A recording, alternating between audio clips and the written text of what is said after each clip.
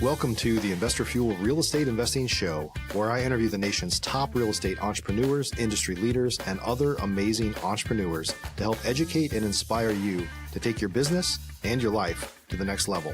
My goal is to add tremendous value to you during every single episode of this show.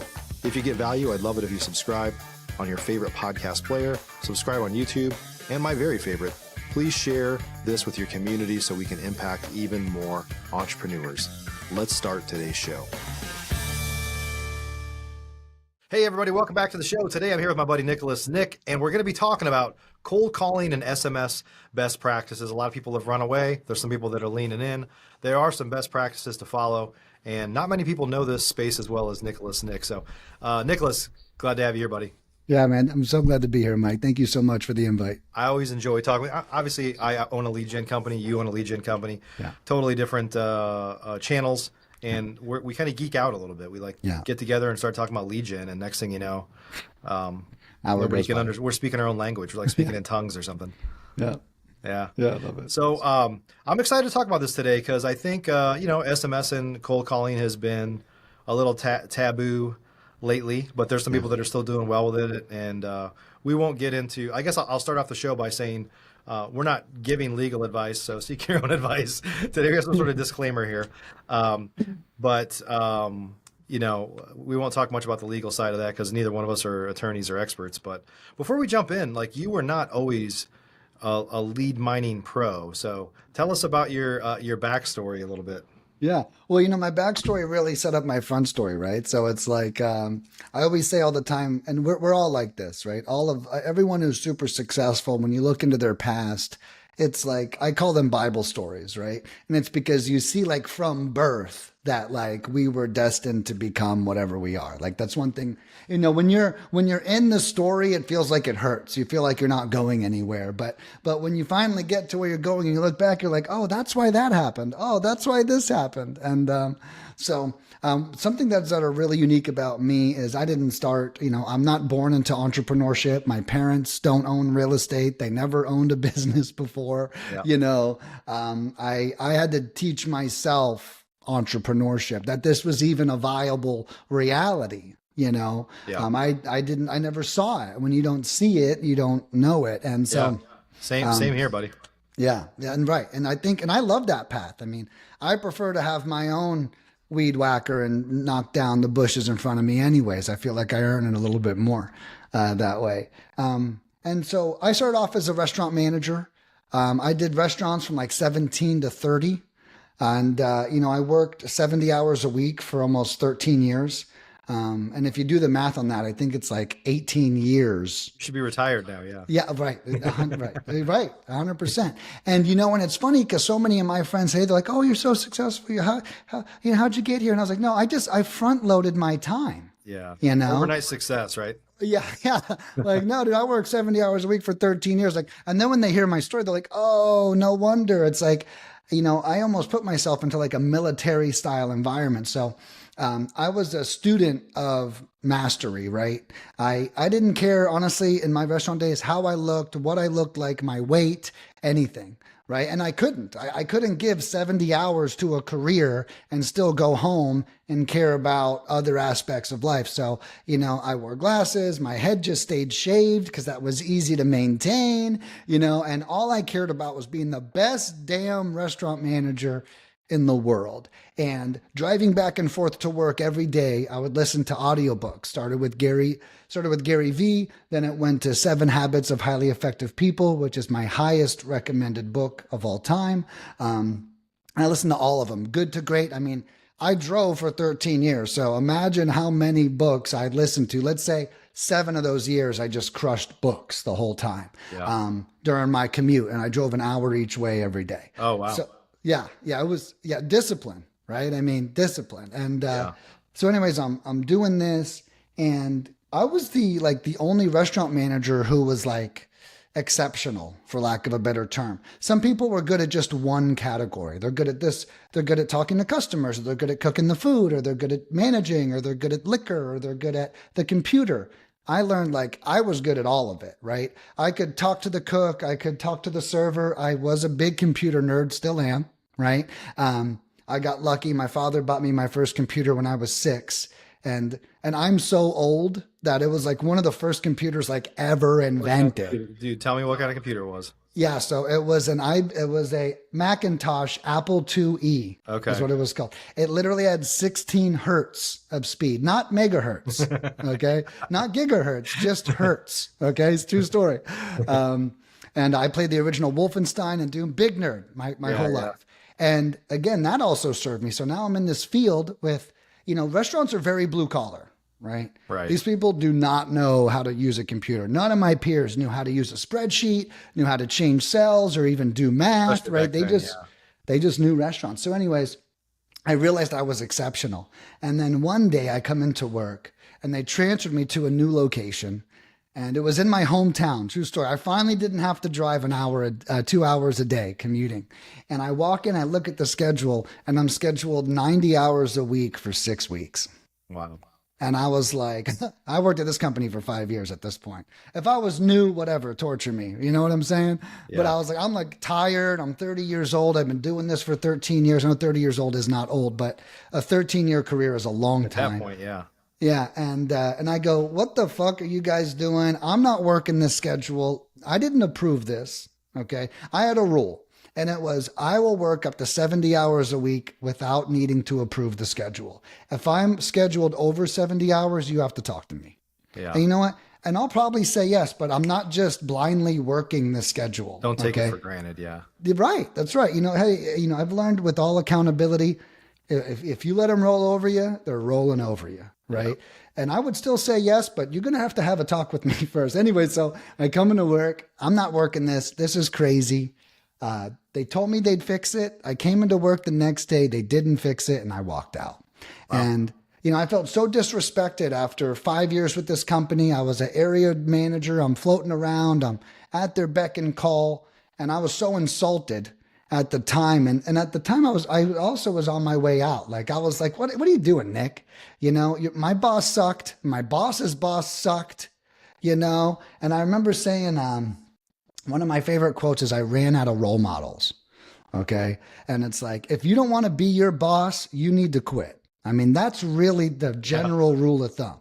Like, that's your future of what you're. Yeah, dude, I had the same thing. And this is, there was a point in my career, I've told the same story of like, I was a financial analyst and there were 2 teams of 2. So there were like 4 of us that reported to 2 managers that reported to like 1 director. And I was like, I could see like the next 20 years of my career within like 3 cubicles of me. I was like, this can't be it. Right. Yeah. No, 100%. One of the places I worked at was IHOP. Okay. And IHOP is actually an amazing corporation to work for. To this day, IHOP has been my best training experience. I learned the most because, they get sued all the time.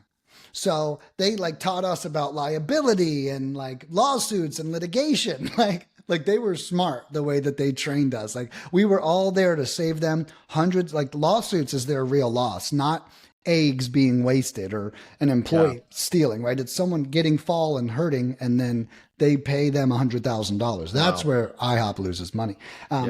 But, I worked at IHOP forever and I realized that, no one's quitting. Like if I'm going to get promoted, someone has to die because all these other people, she'd been here 22 years. He's been here 35 years. Well, these fucking guys aren't getting a new job.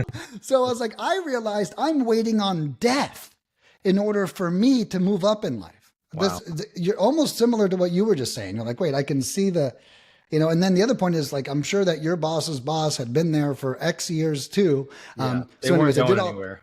Yeah, right. That's right. And that's when I started to make the change. And I left that job and then I got lucky. I got hired at a real estate education company. I had no idea what that even meant at the time. Real estate was not a business to me. My father paid a mortgage. That's where we lived. We did not own rental properties. No one ever talked about it. My dad put everything in the stock market. Real estate wasn't a thing in my house.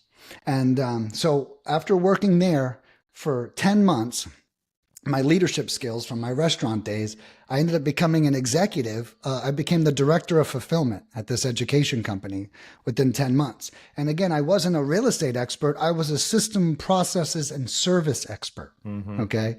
And so I ended up working with the mentors and refining their process and dealing with the students. Now every complaint's coming to me. Right. And I'm new, but that's perfect. That's great training. Right. Every complaint's coming to me. And then that's what introduced me to real estate. And then when that job came to an end, what I started to do is I made a deal with the founder of the company that I would go online in his community every day and cold call live from home. Okay.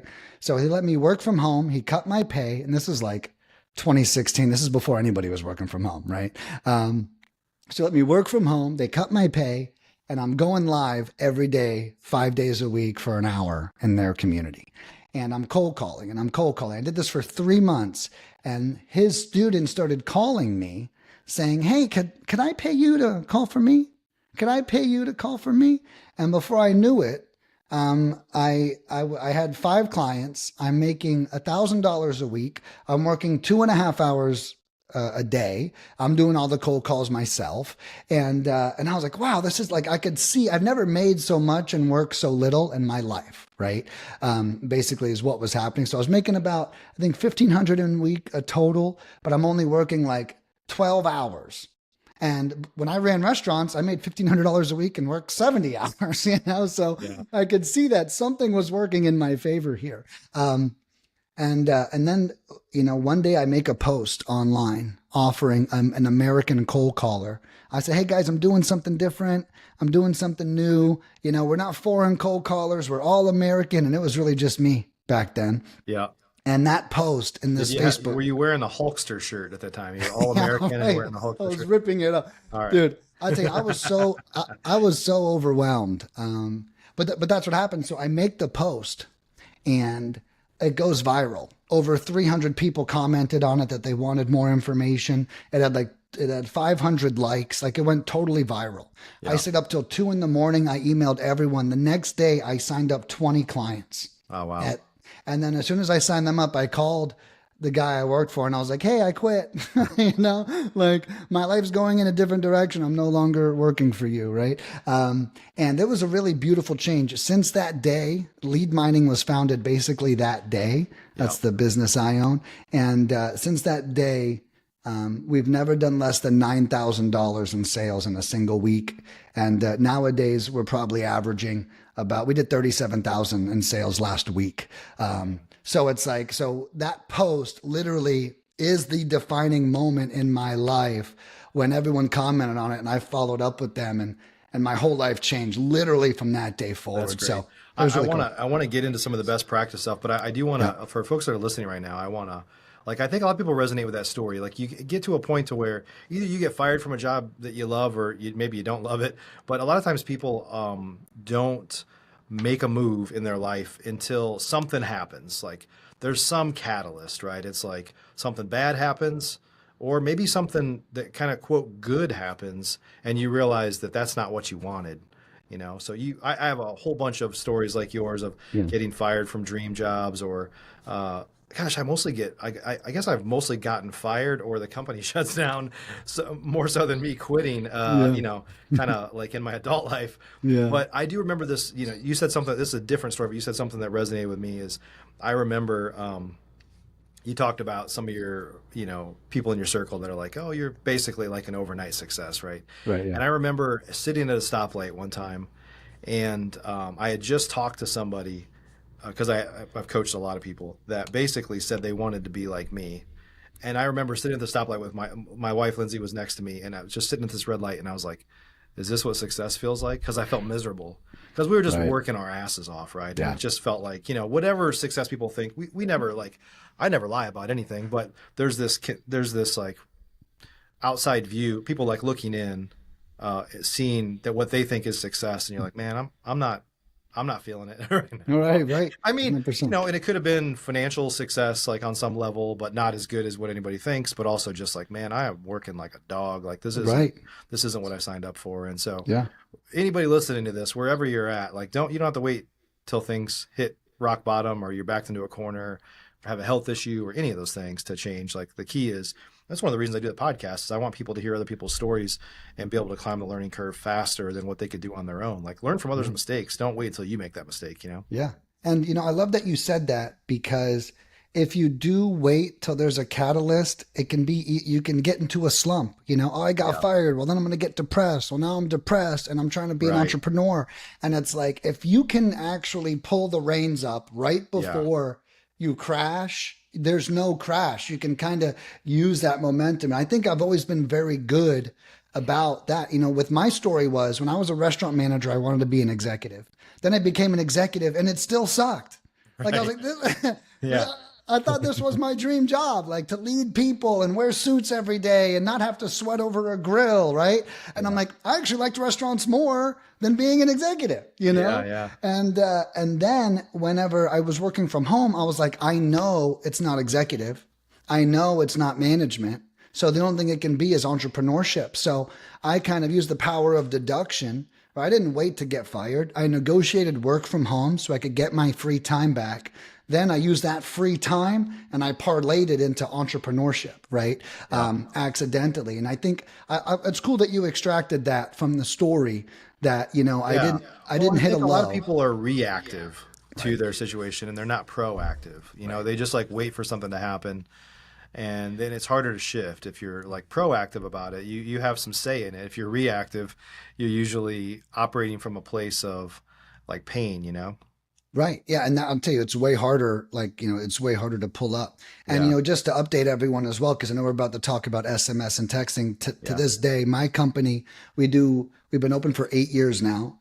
We do on average 50,000 dials a week and 50,000 text messages per week. So what we're about to get into today, what makes me an expert in calling and texting is like we're doing it at a high volume for hundreds, if not thousands of different investors at a time. So, as we get into, the next segment, right, it's like, and the cool thing about me is I built my company brick by brick. I didn't outsource anything. I didn't hire a team and say, I don't know what's going on over there. I created all the systems. I created all the processes. I'm in there troubleshooting and editing scripts and working with the employees like day in and day out. So, I'm not just the CEO that's like removed. I'm actually like, just like in the restaurants, my sleeves are rolled up. I'm like cooking burgers with my team, Yeah.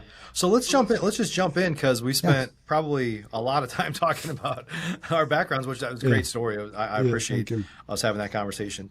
So let's jump into this stuff. So let's share some kind of modern day, like right now, best practices. Let's start with SMS. Like what are kind of best practices that you're seeing right now in 2025? Okay, so a couple things. I'll just rattle them off. One thing we've learned is an out of area number on SMS actually helps you more.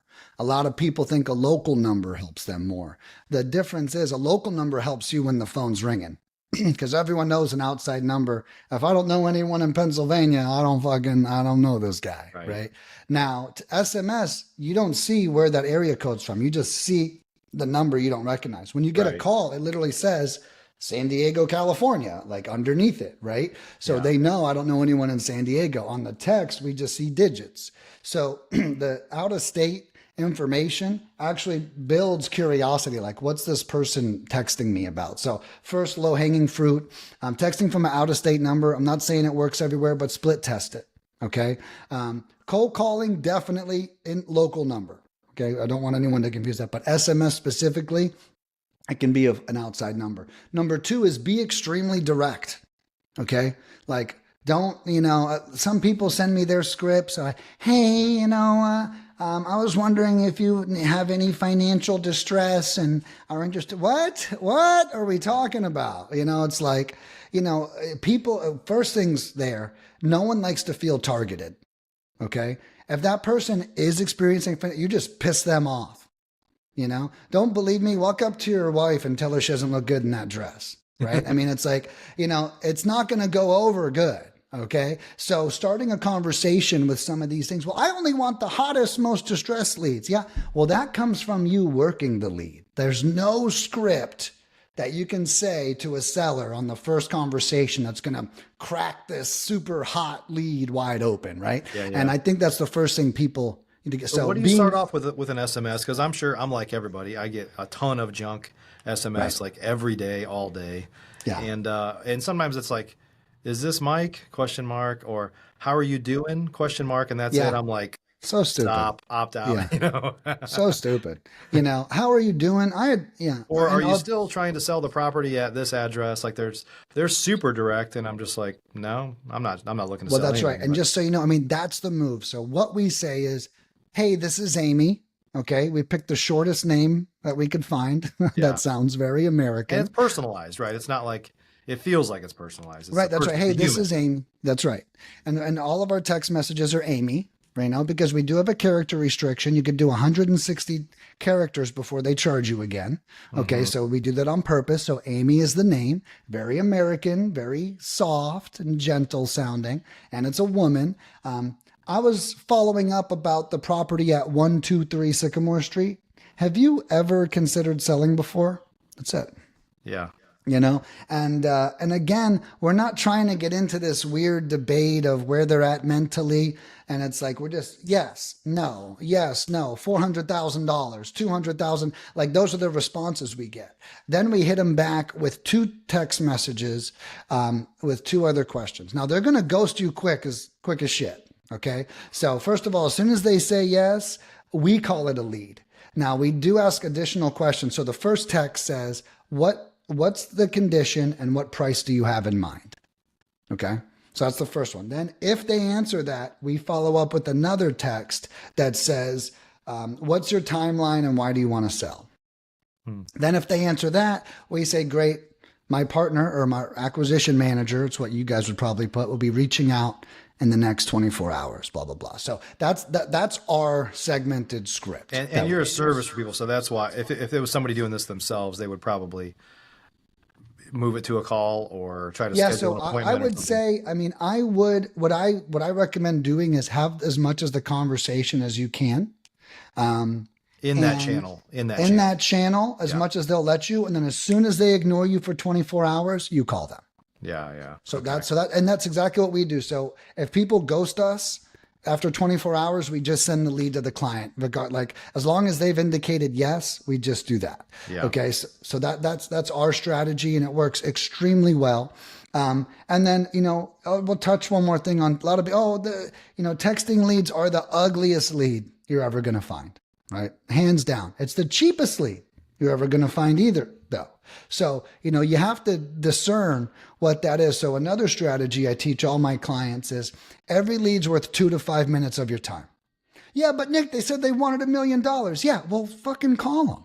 Okay. It's like, if they're an asshole, hang up the phone. What do you got? 30 seconds you're going to waste? Like, what the hell? Right. And the other thing I say is stop trying to qualify the lead based off of how distressed you think they are. Qualify that lead on how easy they are to talk to.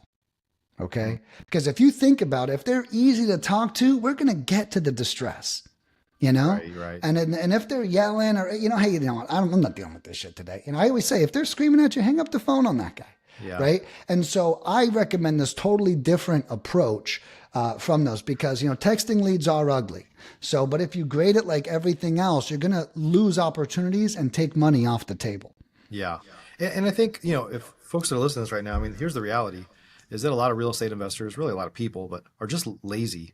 So don't try to find excuses to not have to have a conversation with somebody. Like you're better off just having the conversation and see where it goes. What else are you going to do? Go start watching TikToks or something? If you're in business, it's all, you got to generate leads for your business. Yeah. And so you should be willing to have a conversation with anybody that's willing to talk to you, at least for a few minutes. Like, why not? And if they say $1 million and it's worth like 150,000, just say, hey, just curious, is there any way you'd accept 2 million? Just make a joke of it. It's like, hey, it sounds like you're swinging for the fences here. I don't know, but well, you're 100% right. And they'll go, oh, I thought that was a scam text. I didn't know this was real. And then before you know it, you get this whole new tailspin going on to your benefit. So many people say stuff like that. You know what I say? A false yes in 2025 is the dumbest thing anybody could do. Right. Yeah. With all the AI and why, if the answer is no, it's no. or ghost me. So they can ghost you, say no, or they can say yes. And if they say yes in any capacity, and in my opinion, it's worth the time. And you made a great point. What else are you going to do?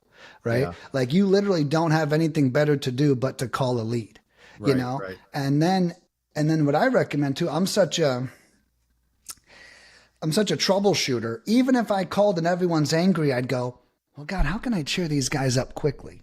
What could I do to be different? Right? How could I stand out as a investor? So even when the obstacle presents itself, don't throw your hands up or give up. You know, really brainstorm and try new things. You know, when I was my first cold caller, I'll give everyone a cool tip when you're doing this stuff. When I was cold calling myself for those 3 to 5 months, I made a rule and I never said anything the same way more than 5 times.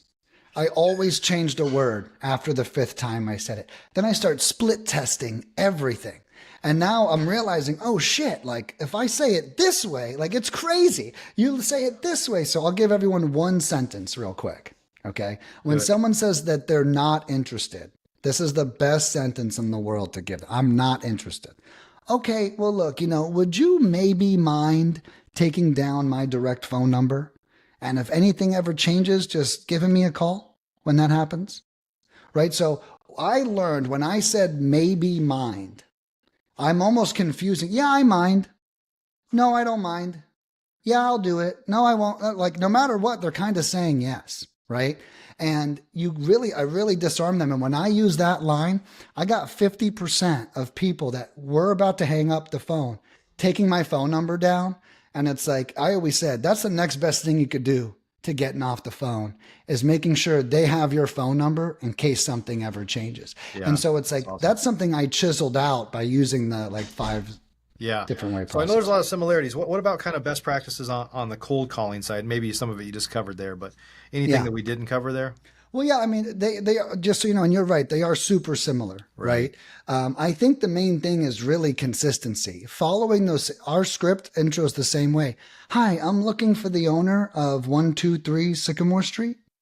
Yeah, that's me. Oh, great. Well, my name's Nicholas, and I was wondering if you've ever considered selling before. Now, the trick there is to like speak slowly, okay? Because the American culture is to just say no or hang up the phone. If you give them time to think about what you're actually saying. So the next thing I'll give you is we do 3 rebuttals. Okay. No, I haven't answered. Okay. Do you think in the next 3 to 6 months, anything might change? You'd be surprised how many people go, yeah, actually we actually get a lot of our leads off that one question. Wow. Okay. And do you have any other properties for sale? And do you know anyone else who is considering selling? We hit a no with those 3 questions every time. And I think that is also by the time you get down, they're like, wait, what are we talking about again? Right? Because they're just autopiloting.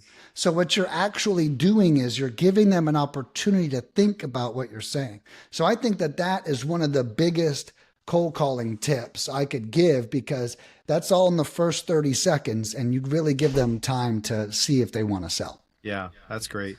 Well, let's jump into kind of, obviously you're a service provider. Investor Machine is a service provider as well for on the lead gen side, or direct mail and data, right? And so a lot of folks, you know, this is one of the things that I say when people are new or newer in their real estate business, like, and you got to hustle, you got to work hard, you know, you got to use some of your own sweat equity sometimes, right? But once you start to scale your business up, the reality is you shouldn't be trying to compete with guys like us or trying to even run a marketing company. I mean, you're a real estate company. You should be talking to people buying and selling real estate, and not becoming a marketing expert, right? Yeah. So a lot of people outsource stuff, and they just look for especially on the texting and cold calling side and on the data side, there's a lot of people that are just looking for kind of the cheapest stuff, and they're not really, you really have to measure kind of performance. But let's talk just a couple minutes here about kind of outsourcing done right. Like, what are some of the, I guess, best practices and a couple of maybe examples of mistakes that folks make sometimes that lead them down a path that, they maybe chose, but because they cheaped out a little bit or something, it could be, right. But they would have been better off maybe paying a little bit more, or working with somebody local or somebody in the US or something like that. Yeah. So there's a couple things. One is one big outsourcing mistake is a lot of these companies, they really don't care about your results as much as they care about your money, right? And, I invite all of my clients to weekly one-on-one calls. Okay. So every week you get all of your stats emailed to you. And in that email is a link to book a Zoom call with me. And my clients, that's their favorite thing about me. Even when things go wrong, this campaign didn't do good. And this guy's like, Nick, I'm so glad you're meeting with me. So I'd say number one thing, if you're outsourcing, make sure you're meeting with them, right? We don't want them like this. Oh, you're not happy? Oh, so that's one mistake. The other mistake is, another guy called me the day. He's about to hire us. He has Egyptian cold callers right now. Okay. Well, he keeps adding a cold caller.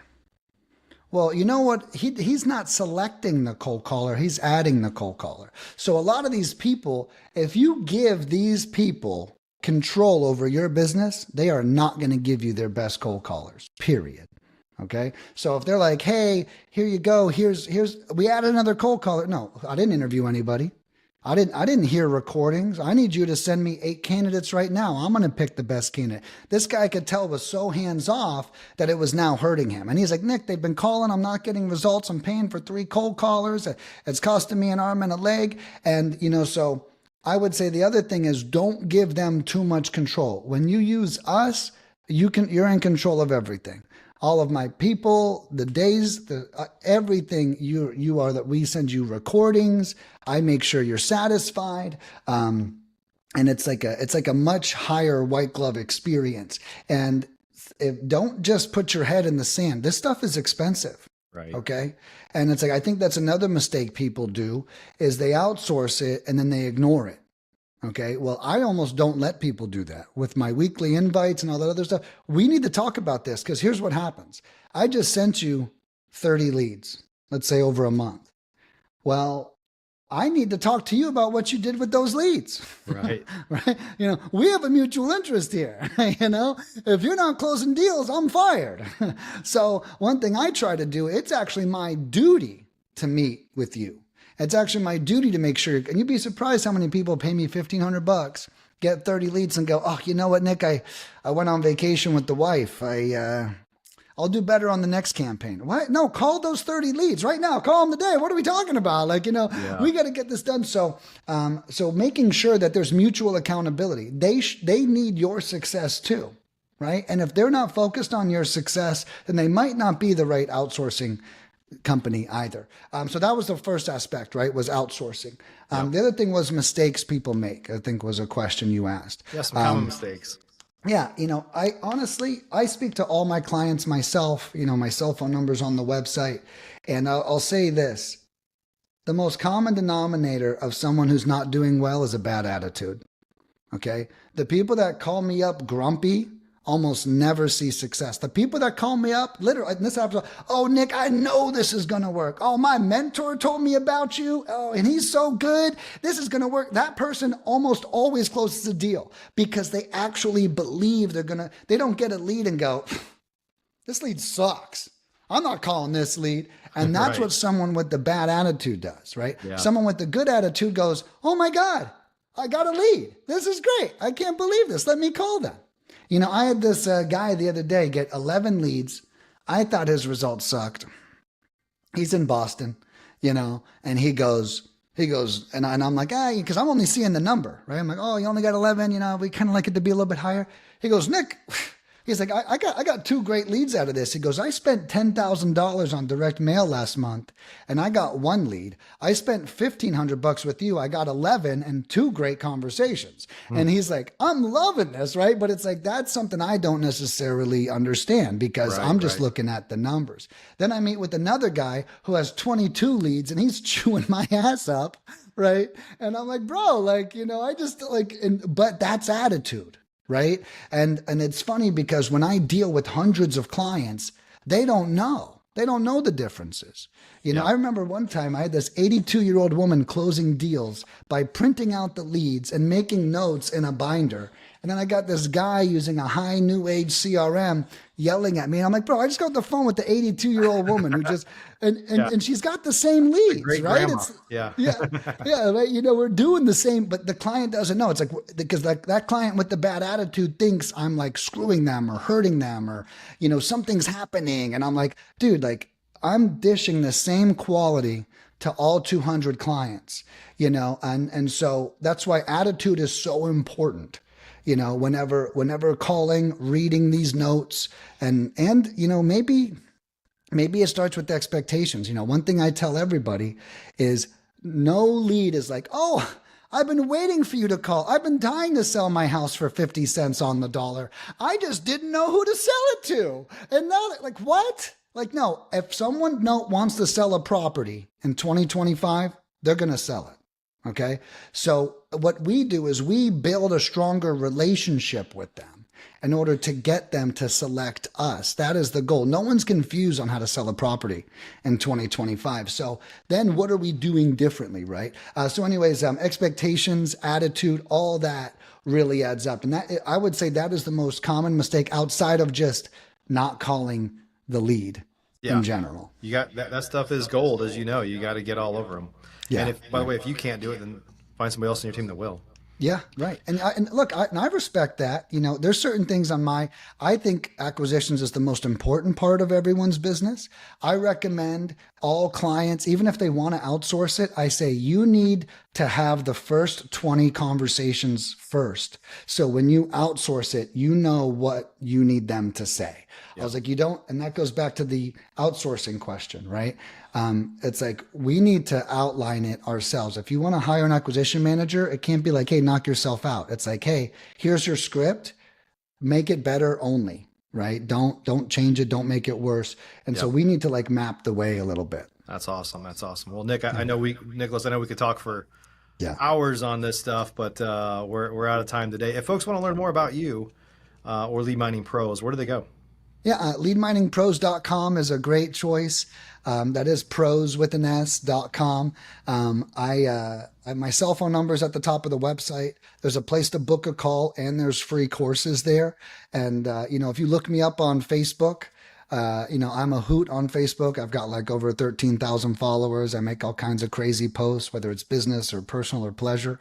So yeah, feel free to give me a follow anywhere you see me. And I'm super available, whether it's by phone or Facebook Messenger or whatever it is. You'll find I'm all over the communications aspect. Yeah, awesome. Fantastic. So thanks again for sharing your story with us and some insights on kind of what's working now with SMS and cold calling. Appreciate it. Yeah, no, my pleasure, man. Thank you, Mike. Yeah, everybody, hope you got some good value from today. I think a couple lessons here, a couple takeaways are, you know, make sure that you're proactive in your goals. Like you're not just letting life happen to you and then having to react from it. And then I think also make sure you're working with professionals on the lead gen side. Like there's nothing more important to your business than lead generation. So don't leave that to chance. Make sure you're working with people that come highly recommended, have been doing this for a long time, and really care about your results ultimately. So hope you got some good value from today. We'll see you guys on the next show.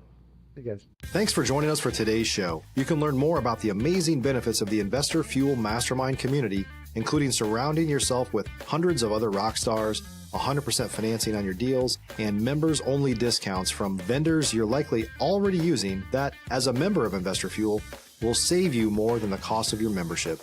Visit investorfuel.com to learn more. You can also check out the show's notes for access to free resources, how to get access to world-class lead generation, and even how to work with me directly one-on-one. Don't forget to subscribe so you never miss another episode. See you on the next show.